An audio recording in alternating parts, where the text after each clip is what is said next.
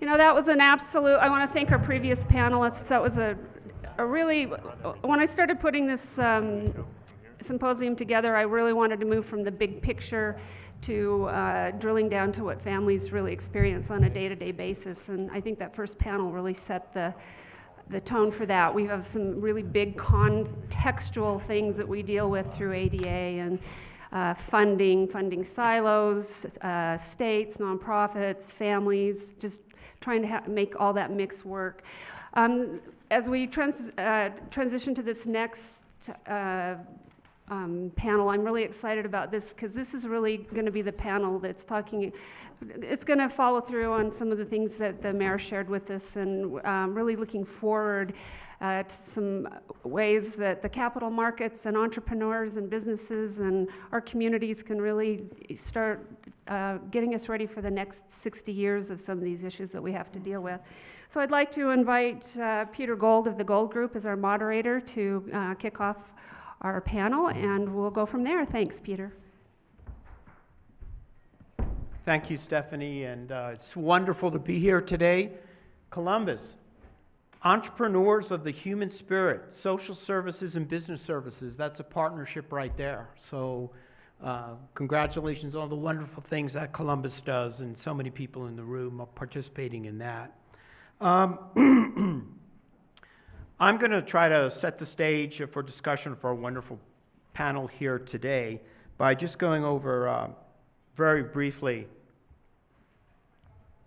what are some of the things we might be talking about today: delivering services efficiently, accessing capital and markets, collaborations and partnerships, pay only for specified results, shifting some of the risks, costs, failures from government to third party. Sorry, I'm a practicing lawyer for 30 years, and some of those concepts do come up, so I apologize for stating them directly. Creating third-party profits or net revenues to assume risk and provide capital. Pay-for-success financing, the mayor told us a little about that this morning, or something called social impact bonds, designed to reduce government's cost to deliver specified services and also obtain those services, designed to incentivize third-party capital to contribute to paying for service delivery. Third parties get a specified return on investment if the objectives are obtained, and conceptually the return on investment comes from savings to government, society for the intervention. Just one level drill down, permit this. Who are the players in these kinds of relationships? The constituents, governments that set priority and partially fund sometimes, external service providers like Columbus and others and many in the room, third-party investors, which could be foundations, individual or organizational philanthropists, private investors, social impact VCs, banks through CRAs. There's a group called intermediaries, which to me are a critical organizational pivot for this to work. They're the project managers. They help raise the capital. They either directly or indirectly evaluate the performance of the activity, and they distribute the return on investment to investors. There's also a group of independent assessors that actually answer the question, have these specified outcomes been obtained? And others, which I list here, is there's a role for an executive leader or executive leaders, regulators, legislatures, and the courts in this whole mix. How it works, just very broadly, very generally, and I apologize for being this general about it. So as the mayor said, they're not really bonds, because as soon as you start calling them bonds, you know, lawyers will love that. Honestly, we love that, because then you get into a whole bunch of laws and disclosures and transparencies and a whole bunch of things that will not necessarily facilitate obtaining objectives quickly and efficiently. But hypothetically, let's just say, and this is, I've taken this from a New York model. So hypothetically, let's just say there's $25 million government taxpayer savings from particular interventions. There's less $20 million cost, $15 million to pay service providers, and $5 million cost of the structure to get this done. By the way, social investment bonds tend to be rather costly to support the infrastructure. A $5 million net savings from SIBs from which the agreed ROI can be paid to investors. Pluses and minuses, you can add to this list or take off things from this list, but generally it has to work to be fully successful. Stated goals must be met within the terms of the business plan. Theoretically, the government's initial spending is reduced by the amount of investor capital. And this is very important, I think, and the mayor said some of this morning in his remarks. Theoretically, it increases efficiencies. That is, there's greater alignment among stakeholders, there's active management by the intermediaries, and there's outsourcing of some government administrative management in the program. So I knew very little about this before I got into it, but what was helpful for me were these sources. So I put them up here, and anybody who wants a copy of this presentation can just give me your card or give it to Stephanie, and I'm sure she can get it into your hands. So thank you. And with that, I would like to turn to our panel, and we're going to do it sort of the same way as the first panel. Each presenter will have 7 to 10 minutes. We would like to reserve your questions to the end of our presentation, and we're here this morning to first be educated by Jan, who will tell us a little bit and focus a little bit on the role of CRA and banks in this arena. So Jan, would you mind leading us off and helping us through the first leg of this? Yeah, thanks. It's a privilege to be here this morning. When I was thinking about how to approach this, I'm really very gratified to be in all of your presence because so many of you here in this room are the real heroes. You're the people at nonprofits with agencies helping to provide the services. Banks, where we can, we want to be able to play a role. Many of you probably know that in the 1970s, a lot of banks were caught redlining, actively discriminating, and so as a part reaction to that, Congress passed what was called the Community Reinvestment Act. It was passed at the same time a lot of consumer laws were passed. Reg Z, Reg D, Truth and Lit, all of those things were a big consumer rights package. Banks didn't really like it very well. They already think they're really highly regulated, which they are, and they didn't really like being forced to do something else. It was mainly to make sure that banks lent to everybody in their area, including low to moderate income. In 1995, investments were added. So what banks have to do are loans, investments, and services to help low to moderate income people or geography. So I don't want to put you to sleep with the federal banking law lesson, but you need to understand why banks are at the table. They're required by law. If they want federal deposit insurance, which gives them very cheap, low-cost funding that's guaranteed by the federal government and us, rather than having to go to the capital markets to fund themselves, they have to do CRA. And the banks, I believe, that really embraced it instead of chafed against it, figured out a really wonderful thing, which is, okay, we don't really like this, but if we have to do it, let's figure out a way to do it that we're not going to lose a lot of money. So many bankers to me in my previous career, Peter was asking me what I did before. So like Peter, I was a lawyer. I was a lawyer for 18 years, and I represented banks, and I formed a lot of the banks in this state, industrial banks. So we had done the legal work to, I don't know if we have Goldman Sachs people in the room, but my law firm did the legal work to form Goldman Sachs Bank, UBS. We did Target, Volkswagen, BMW, a lot of these banks that aren't a traditional bank. Many of them don't have branches. So CRA is really an interesting conundrum for them because you can't provide services through branches because we have no branches. Usually banks provide services nationwide, largely through electronics or through an affiliate.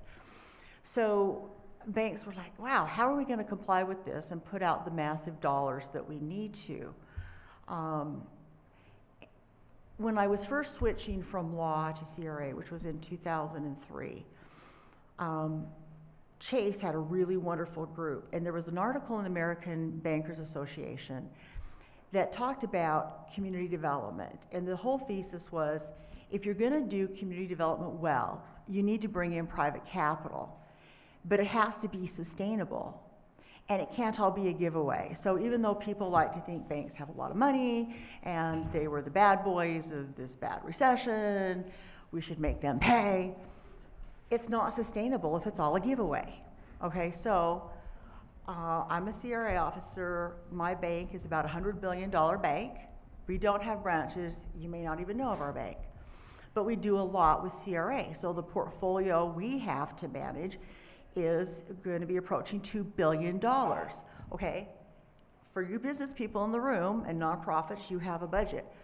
If I've got a portfolio, I can't give away that much money every year. It just doesn't work that way. So this article I read, the whole thesis was make it sustainable. That means there has to be some kind of business discipline or some way to get a return.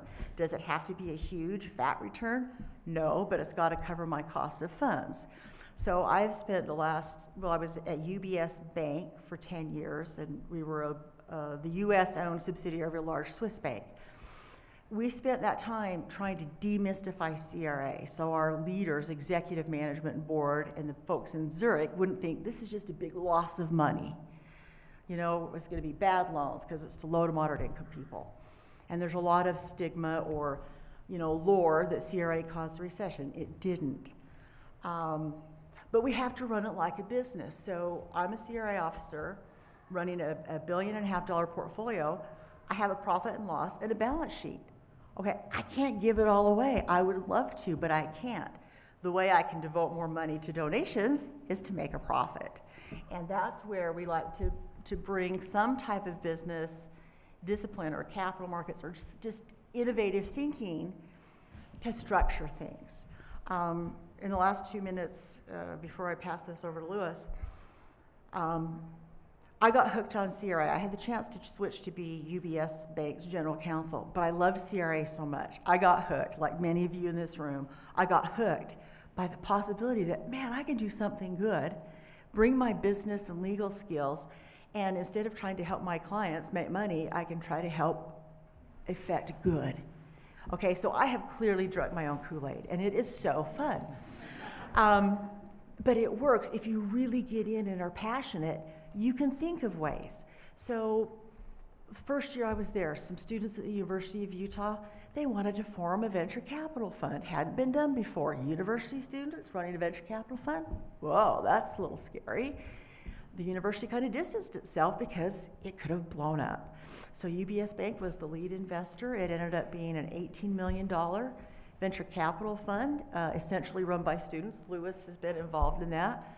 And that was one of the coolest things I've ever done because 200 or 300 students have now gone through it and it's changed their lives. They think now about low to moderate income people and job creation. A second thing we did was in the middle of 2008, 2009, the bond markets literally froze. The Utah Housing Corporation, for those of you who live in Utah, you may not even know what they do, but they're the largest cog for the affordable housing industry in Utah. If you've done a mortgage or refinance, chances are Utah Housing Corporation is involved. They could no longer finance themselves. How were they going to buy all the mortgages from the credit unions and the small banks that can't afford to keep them on their books? So they came to us and said, can we think of some other way to finance this? And after 6 or 7 months, we came up with a product that was a cross between a mortgage-backed security, a municipal bond, and a participation loan. Hadn't been done before, and it was really exciting. And we did a $200 million facility. I asked for $3 million, but Zurich thought that was $300 million. Zurich thought that was a little aggressive, so we ended up doing a $200 million facility. They drew most of it. So it financed affordable housing in Utah for a year. Most of you never heard about that. There was no PR about it, but it made us feel really, really good, and it worked, and we got a return. Not a big return, but it was enough that my executive board said, okay, we're going to support Jan in growing this portfolio, and it helped them switch their mind frame to, what's the least we have to do to get by, because it's a federal regulation. Instead of looking at it as a burden, they look at it as, oh, okay, how can we do it profitably. And by the way, if Jan makes a profit, she wants to do more donations. That's been my whole goal, is to help banks look at CRA differently and embrace it, to realize we can do good, we can come up with different structures of finance. Some may work, some may not, but we just keep trying and innovating, and you can achieve a great result. Anyway, I think that's enough from me. I'll be quiet now. Well, thank you. Thank you very much. So we'll now turn it over to Lewis and talk to us about the new venture capital social impact investing. Thank you. Thank you. Well, I guess I first just want to say, as Jan said, it's an honor to be here. Thank you all. The topics of disabilities and learning and autism and everything else not only are something that I pay attention to from an investment standpoint, but are, as most of us, the growing number of it. Used to be raise your hand if you know somebody who has cancer. The more and more nowadays, we all have some degree of either 1 or 2 or maybe 3 degrees of separation of people that immediately need and or have benefited from the types of work that places like Columbus and your programs do. So I often say that I don't actually do the hard work. We just try to find ways to get everything funded with the appropriate continuum of capital and what that looks like. And the hard work are the ones that are actually doing the work, whether that's here in our own backyard, whether that's in India or Liberia or whatever. The hard work is the stuff that's actually doing the change. So to that point, when we talk about impact investing, I guess I realize the title is the new venture capital. I want to take 2 seconds to kind of expand beyond just venture capital. Venture capital traditionally has the understanding mindset of very risky, very early stage. We're going to go into something we don't really know what's going to happen, and because we were taking all that risk, therefore we should get paid what seems to be a very large sum on the other side if it works. That is one form of investing, but the way that we look at an impact investing is it's a continuum. Just like in our everyday and everybody's normal financial portfolio, you have very high risk and hopefully high return, and you have very low risk and therefore low return investments that run the entire spectrum. As Jan spoke about, a lot of their exposure tends to be either low risk, low return, or at the complete opposite end of very high risk, high return, because nobody else is going to do that type of investing unless there's some sort of proven history or track record therein. So overall, impact investing has become a bit of a buzzword, I would say, buzzwords over the past few years. If you pause for 2 seconds to think about it, every investment you make has an impact. It's just choosing your degree of intentionality as well as what are those impacts that are happening, right? If I make an investment into fracking, I have an impact, right? Cheaper cost of natural gas, easier access to new types of fuel, but there's impacts on the other side as well, right? Wastewater, what's happening to the environment? Are we creating situations where we're having a higher propensity for earthquakes, right? So every investment, good, bad, or otherwise, and clearly fracking's an easy one to throw out and have people immediately go, I'm on one side or I'm on the other side, and there's a lot of stuff that is not that way that also has an impact. When we look at mortgage-backed securities, when we looked at a lot of different opportunities where every type of investment you make has an impact. Where we differ is that, and in the historical kind of progress of what we now call impact investing, keeping in mind all investments have an impact, was originally it was the late 70s, early 80s, the movement for a negative screen. In my portfolio, it originally started around all things apartheid. How do we get that out of our investment portfolio? So it was a negative. We don't want bad. We don't want apartheid. That quickly stepped into we don't want guns, tobacco, alcohol, child slavery, what have you. So it was a negative screen that, lo and behold, more and more of the movement that happened saying we don't want this, people started to pay attention and listen. The unfortunate thing, which created the socially responsible investment movement, if you look at historical track record and performance, we lost value in our portfolios.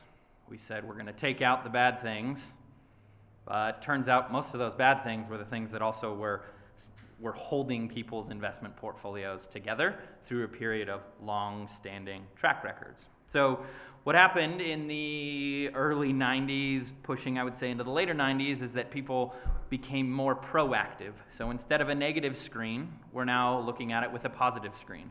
What are the areas that we can pair our investment dollar with seeking and intentionally creating some sort of change? So in an oversimplified way, impact investing is using business to cause change.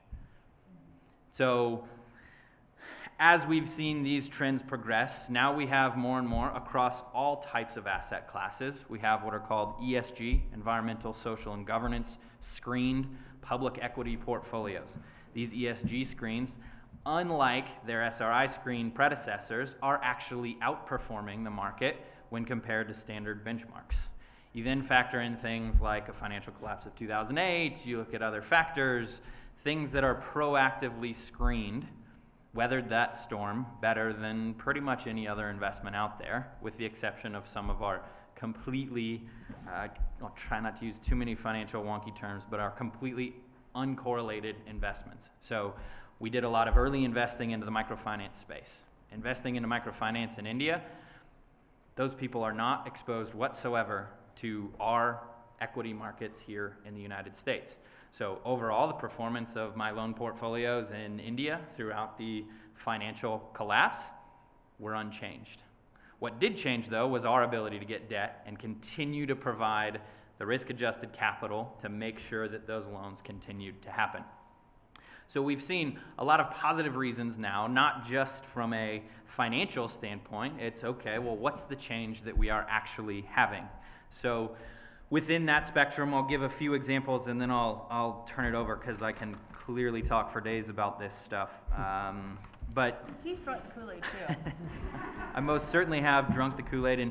And one of the things, just to put it into context, I guess, before I lose this chance to say it, the Sorensen Global Impact Investing Institute is at the business school here at the University of Utah with the support of Jim Sorensen, really focused and built to do two things. One is to accelerate and grow the impact investing sector industry, and doing so by providing an experiential education opportunity to students within the region to take true to the concept that the best way to learn is to do.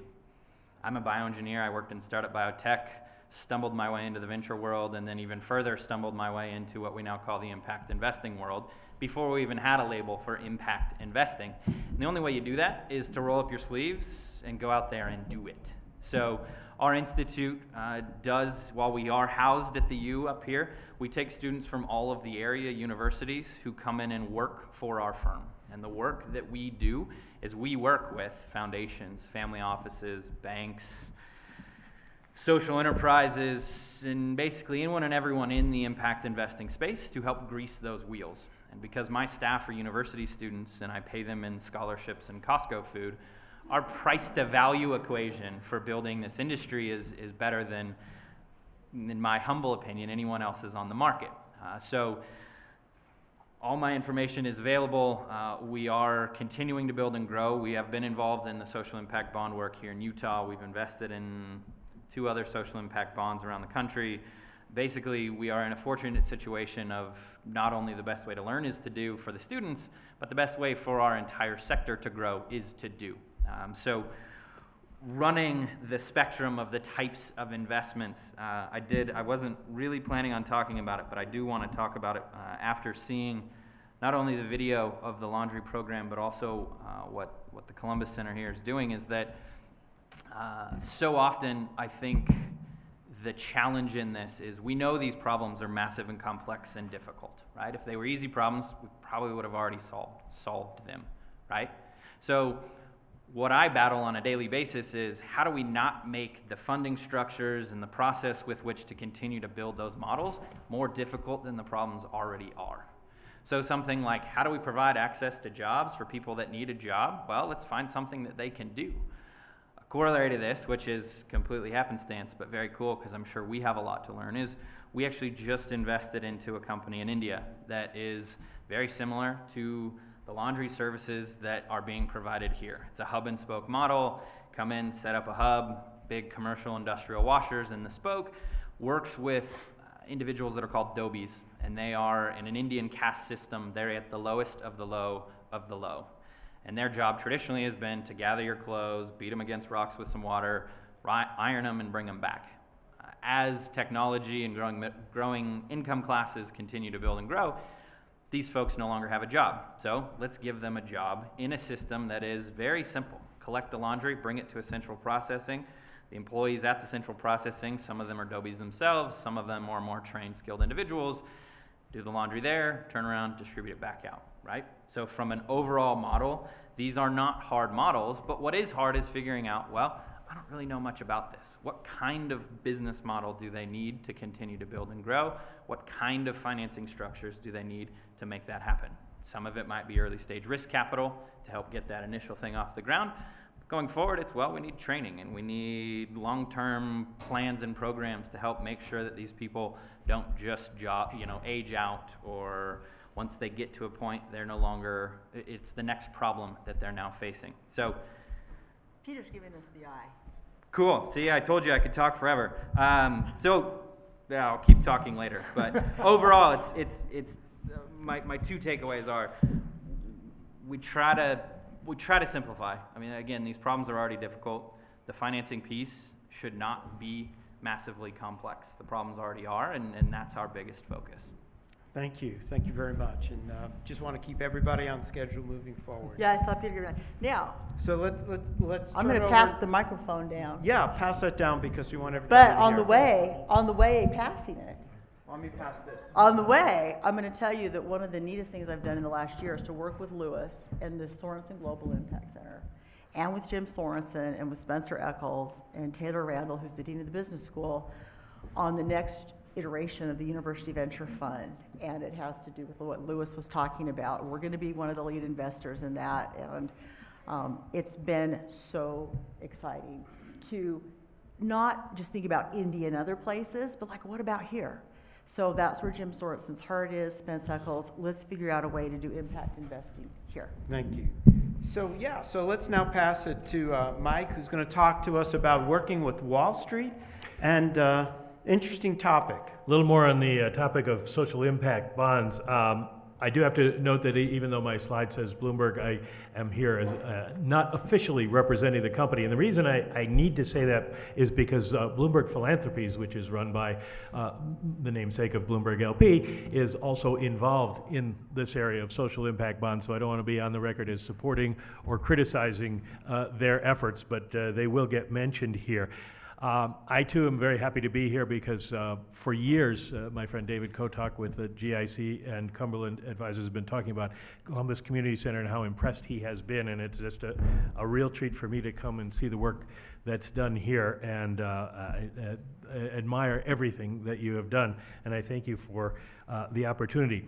I was going to call this, as you can see there, Social Impact Bonds 101, but we've talked enough about it this morning in the mayor's remarks and Peter's remarks that maybe I'll raise the course level to 201 for those of you with a previous exposure to the issue, and I will touch on the basic outlines, go a little deeper than maybe what you've heard so far, and then I'll let Professor Sexauer have the graduate level course in investing here. Obviously, government's responsible for dealing with social issues, and the traditional way of doing that was to come up with an objective, say incarcerating criminals, pay for the construction and operation of facilities to reach that objectives. Social service groups and data-driven economists like myself have long suggested that's not the most efficient way to accomplish society's goals. Take incarceration, for example. It's not locking people up that is the real goal, but lowering the crime rate so you have fewer people to lock up. If you have fewer criminals, crime's lower, your cost of dealing with it is lower. That concept led to the first use of social impact bonds in Great Britain in 2010. With SIBs, government is paying not for objectives, as we've talked about, but for outcomes. I can't draw, so I stole this graphic. You basically already have talked about how the SIB system works, but this is a pretty good way of doing it. It comes from the Center for American Progress. The government identifies the problem to be addressed, signs an agreement with an intermediator, which raises capital from banks or foundations or individuals, and then hires a nonprofit service provider. A neutral evaluator is hired to examine the outcomes and settle disputes. If a project then meets the agreed upon objectives, the government repays the investor's principal and gives a profit interest on top of that. If it does not meet the objectives, the investors lose. In other words, a third party bears the costs and performance risk of providing the social services. The government pays only for measurable outcomes. The payment comes from the program achieving the savings that are contracted for. Sounds like a win-win idea, and it is perhaps, as we've been talking about this morning, the hottest topic in social investing circles. But there's been more talk about SIBs than there has actually been action so far, and there are good reasons for that because implementation is much more difficult than it sounds.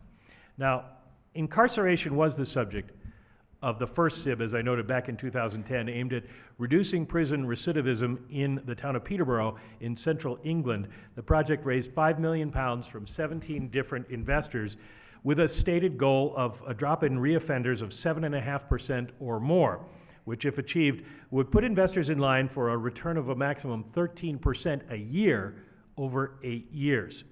The first evaluations suggest that the program does seem to be having an effect, but the evaluators have also suggested it may be too small to create appreciable cost savings. Nevertheless, the concept has spread, and this is another graphic I stole from the Center for American Progress. You probably can't read all the stuff down below, but you can see on the map where we are seeing projects. They're underway in New York City and New York State, in Massachusetts, and of course here in Utah. 10 to 12 other states right now looking at SIB programs. So what are the issues? Well, the first is a legal one. While SIBs are more like equity investments than bonds, as Peter was talking about, in effect it is debt, and most states are effectively prohibited from creating liabilities in their operating budgets without providing matching funds. So designing the legal foundations of this isn't easy. Another consideration is measurement. A third party must be contracted to measure the success of the program, which means you have to have clear, objective, achievable goals in place, and they must be agreed by all the parties to the contract. With social service programs, it's not always easy to do. And those concerns raise other concerns. Will SIBs really encourage innovation, or will the need for established track records and clear measurable goals in risk outcomes and scalability narrow their use to small, easily repeatable programs? There's another issue. How much control over program design and implementation do those putting up the capital get? What say do investors have in how these programs are run?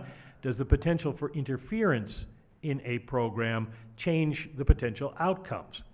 And then finally, how big must the returns to investors be? We talked about this a little bit already. In New York City, Goldman Sachs is investing $9.6 million with the understanding that if the project, again dealing with recidivism, succeeds, it will earn $2.1 million. That's a 22% return on investment. Is that too high for a government social services program? And that even underestimates what investors will get, because, and here's where Bloomberg comes in, Bloomberg Philanthropies is guaranteeing $7.2 million of Goldman's investment, which means they're really risking $2.4 million to earn $2.1 million. That's an 87.5% return. Not a bad day's work for an investment manager, but is that the kind of thing, if it's widely publicized, particularly ahead of time, that investors are, that the public is going to support? Who are the investors out there?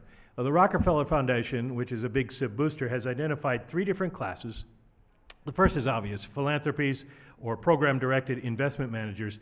To oversimplify slightly, PDI is a tax-advantaged way for private investors to make charitable contributions.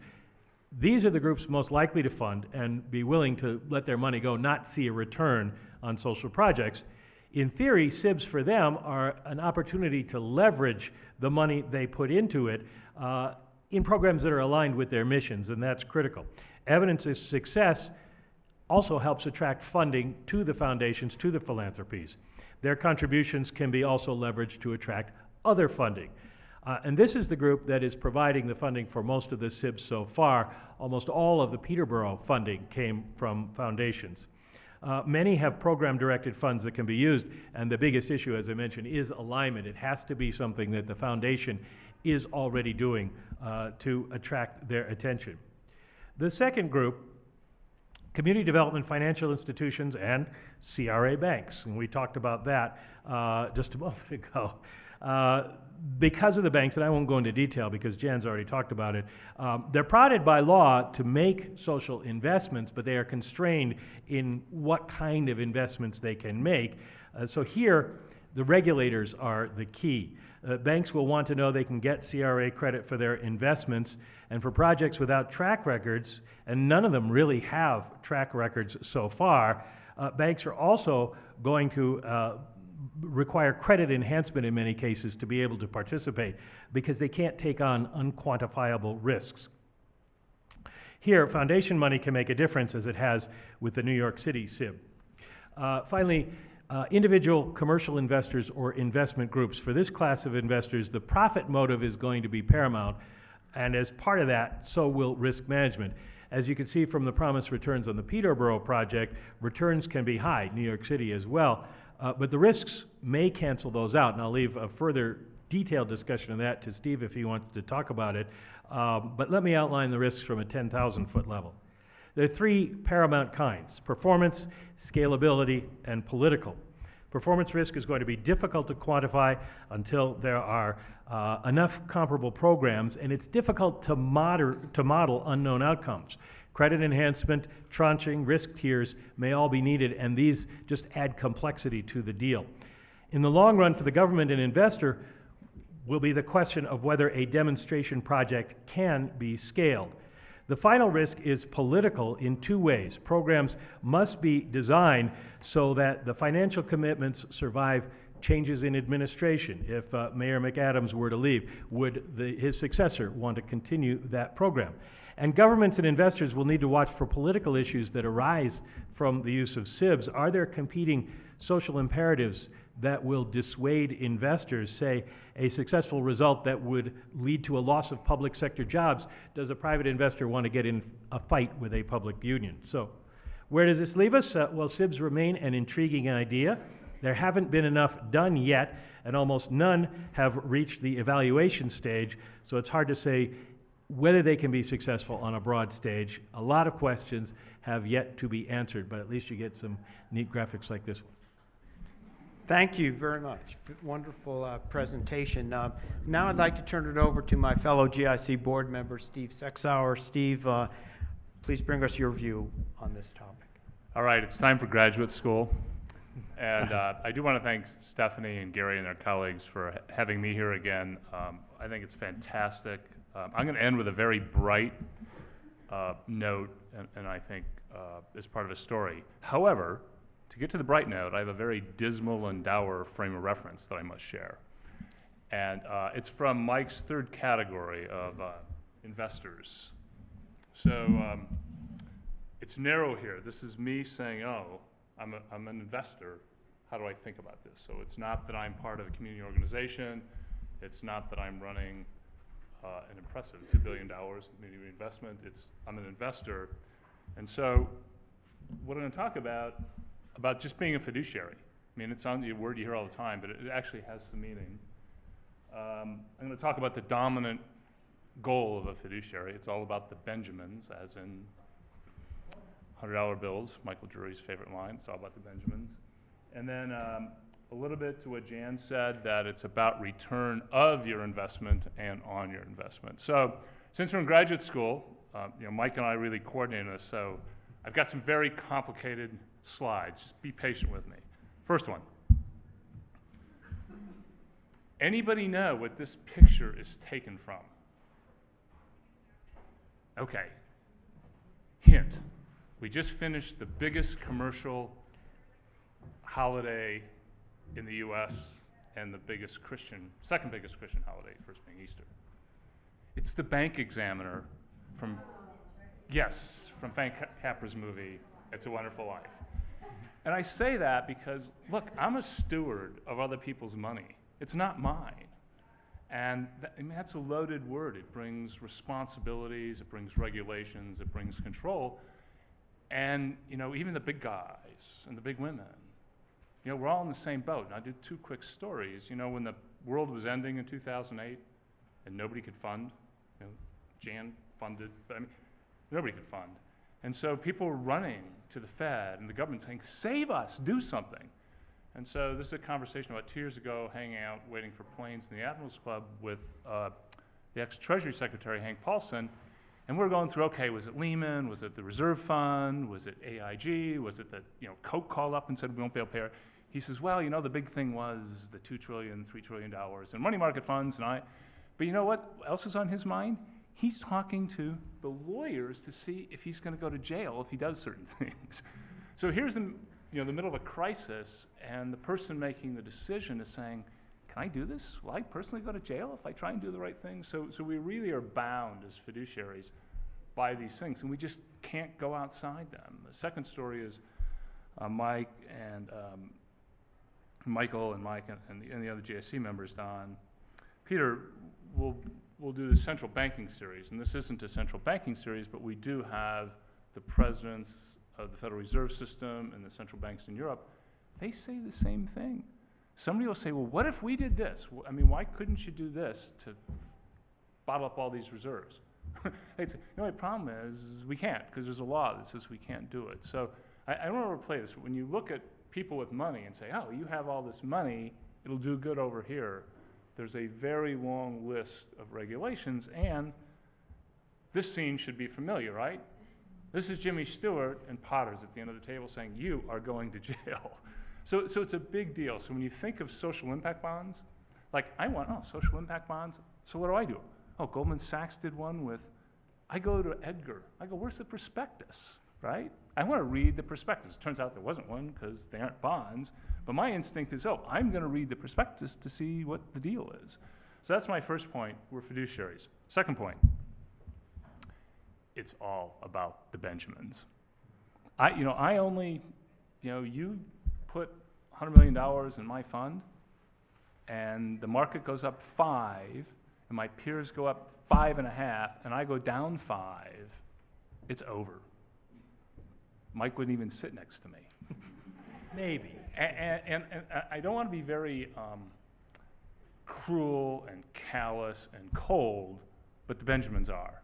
So when you come with an idea, this calculus, by the way, I like the 87%, that's ingenious, right? That's the calculus. And now here's kind of my final graduate level course. So this kind of has multiple dimensions. So I'm the person I just described being held by Darth Vader, Steve. Where's my money? Okay. But it goes the other way too. Darth Vader could be the court system, and Christina Kirchner is being held there saying, you defaulted on the bonds, if you put a boat in this harbor, we will take it. So there's a sense of chains of property claims that make the West work. And so if I, as a private investor, provide money to a social impact investing, and the political scene changes, they fire the firm that does the evaluations, and all of a sudden, oh, Steve, guess what? We didn't make our numbers. You can't have your money back. Typically there's a rule of law. That's why bonds, as Peter said, are a big deal, because I have a claim. So I think it's very unlikely that private investors will stampede into this. It'll probably more be the domain of foundations that want to take equity-like risk and do good and maybe make money, philanthropies. But the idea that you'll see it from plain vanilla people like me is unlikely. Now let me end on something very positive. So we're at dinner last night, and Stephanie's telling me about the work with SAP. And I'm like, oh, I get it. They're solving an economic problem that has huge incentives. SAP's trying to hire really good software people. It's really hard to find them. Michael's saying Google's hiring 16-year-olds for $250,000 a year, saying, we want to get you early.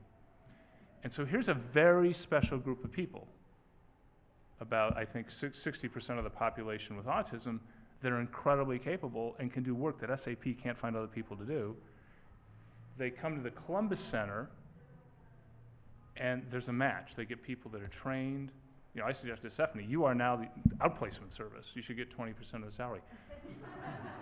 I was dead set. That's fantastic. So when I think of social innovation and change, it's looking for things like that. And then I'll finish backwards to my slide. Well, nobody's going to be, you know, the human resources person is being held by Darth Vader. Why can't we keep our employees? Okay, and Stephanie's the one that snaps her finger and Darth Vader puts him down. And the same thing about the Benjamins. All of a sudden, they get good employees and their turnover plummets, and they get work done that other people can't do. So they get the Benjamins at SAP. And from a fiduciary standpoint, that's just their job. They're supposed to find good employees. So with that, on a positive note, I'll end. Thank you very much, Steve. Thank you. Well, this has been a very, very intriguing panel, as you can tell, and certainly I appreciate the conversation could go on for hours, if not days, but all very important points. And I think that working with the folks in this panel, working together, can even make this program of social investment bonds even better and maybe fill in some of the gaps to satisfy some of those regulators and legal requirements so that it's easier to make those investments if we could just build in one or two additional layers. Let's not give up on it. Let's keep evolving it and working towards obtaining it. And I think with that, we have about 10 minutes for questions. Steph? Okay. Floor is yours, audience. Question?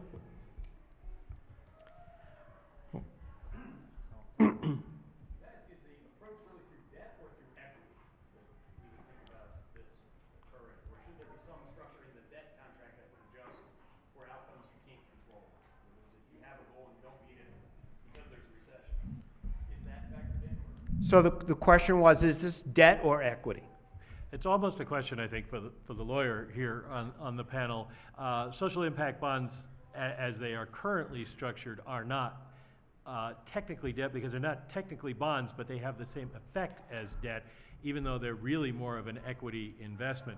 The government has an obligation to repay, which you don't necessarily see with equity. I appreciate, Jen. Do you want to take a shot at answering? No. Okay. Well, it's a fascinating thing, and I don't feel particularly skilled at it, so I'm just going to pass on the answer. But I believe it's more towards contractual relationships than anything else. And to the extent a contract sometimes is reclassified as debt, that happens. To the extent a contract sometimes is reclassified as equity, that happens. So it's sort of uncertain. Steve? You know, actually, I do want to say something. If you want to have banks be a potential investor, Pull that closer if to you you, want Jen. banks to be a potential investor, it's really important to have thought through what the structure is going to be. Because for banks investing for CRA credit, the criteria is a little bit different for loans and investments. So it's really important, and sometimes it's great to get with your intended investors in the early stages to help structure it, like I've been doing with Lewis and the Sorensen Global Impact Center and Jim Sorensen and Spence Eccles. It's like, how are we going to structure this so that banks could invest? So it is important to know the difference, and I've been I wanted to see your perspectives too on those social impact bonds because they didn't sound like bonds to me. Lewis, did you have a comment on that? Well, I mean, I think, even though I was the one that said before, don't make it more complicated than it needs to be, I've been talking out of the other side of my mouth to say the structures can be created where you do have Bloomberg Philanthropies providing a first loss piece, or, you know, the key to all of this is how do you balance the alignment of incentives and outcomes, whether it's a social impact bond or something else. I'll be the first one to say I've made a lot of investments that have equity risk, and I get maybe debt-like return if I'm lucky, and that's just part of, to the point previously, that's something that we can do as private capital foundations. My landscape is slightly different, but the potential does exist to create a structure where you can start to see, with a fiduciary responsibility, if somebody says, hey, we're going to cover 75% of your losses, and here's the other ways that you get more upside, sure, that's creating that capital continuum. Steve, did you want to say something? Last year at the I don't know if that one's working. You want to take it off the stage? You just take it off the stand. last year, one of the speakers at the conference said the four most powerful words in economics are that people respond to incentives. And so I was listening to Ben this morning, and I think there's a macro and logical inconsistency about the following argument, and would go to why bonds wouldn't work. What you're saying is, we as a government, if we spend a little bit today, we'll save a lot tomorrow. Well, governments have infinite lives, and bond rates are very, very low. So if that was really true, then they just do it. There's no stopping them. Well, why don't they do it? I don't know, but let me offer something why social impact bonds could address an incentive problem. It's really hard when you're a politician to put pain into the system today, to take money from one constituency and invest it over here, no matter how small it is, and maybe it will pay off 5 and 10 years down the road. It's almost impossible. So now let's go to, it's just, why would, as a bondholder, do I think you're really going to do it? I don't believe it. However, if I'm a philanthropist and I want to put money into the system, Mike Bloomberg's a good example, I want to control the incentives of where my money goes, because I know once I give it to him, I kind of lose control. And I think the social impact bond chart that Michael showed is ingenious, because if I put the money in and I get some other I see the co-investors as not co-investors, but kind of my team to get people to behave in the government system in a good way. It's pretty cool. So my whole thing, after I realized there was no prospectus, was, well, like, what is this? And I tried to build a macro consistent model of it in my mind. I said, oh, that's really ingenious, because if I'm not, but if I'm rich like Michael Bloomberg, or I have a need from community reinvestment, now I get a chance to influence the behavior of the system in a good way. So basically, you're looking at what it does as a side effect, as opposed to only exclusively obtaining access to capital. Maybe it strengthens the alignment of the performance of the parties who participate. That's why I laid out on my slide those parties and the key role, I think, of the intermediary, or quote project manager, so to speak, in that. So yeah, I'm totally on board with that observation. Any other questions? Blue dress, suit? Tax advantages, because the underlying beneficiaries are nonprofits or municipalities. Is there potential for tax advantaged investing here? The question is there a potential for tax incentives or tax advantage investing?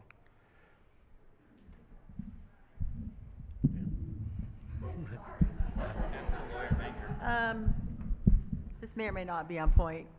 From my experience, the way that would be involved is to have some government allocate tax credits to it.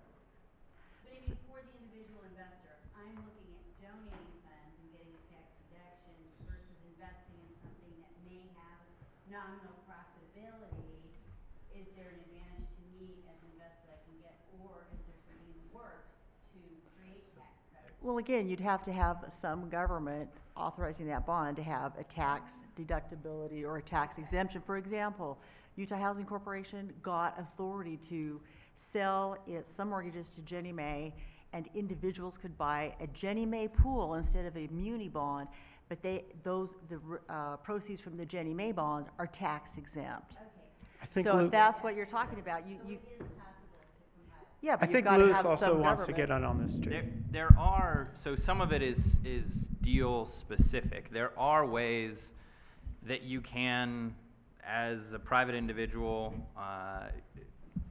participate in these transactions and getting, your question of, well, should I donate it or should I invest it? And determining that tax piece, clearly talk to your tax attorney, because I am not one, but I do know there are structures.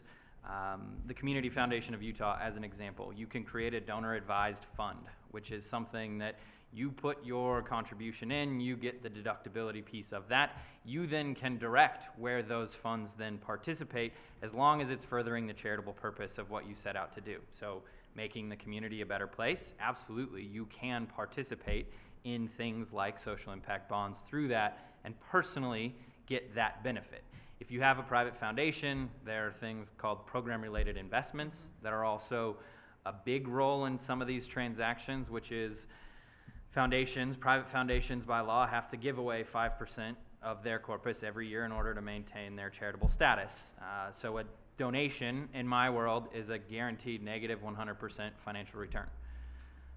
Lots of great things happen because of that, but that is a donation. A program-related investment allows you to make an investment that counts as a portion of that 5% that has to go out the door every single year.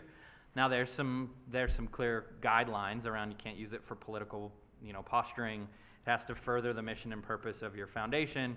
And the final piece is profit can't be your primary motive, right? But profit can be a secondary motive. It can be a surprise. It can be, there's all kinds of ways that you can set up those structures that a program-related investment as a private foundation is an area that comes in. But to some of the earlier points, Allianz doesn't have program-related investment tax structures, so these are things that are restricted for individuals or private foundations.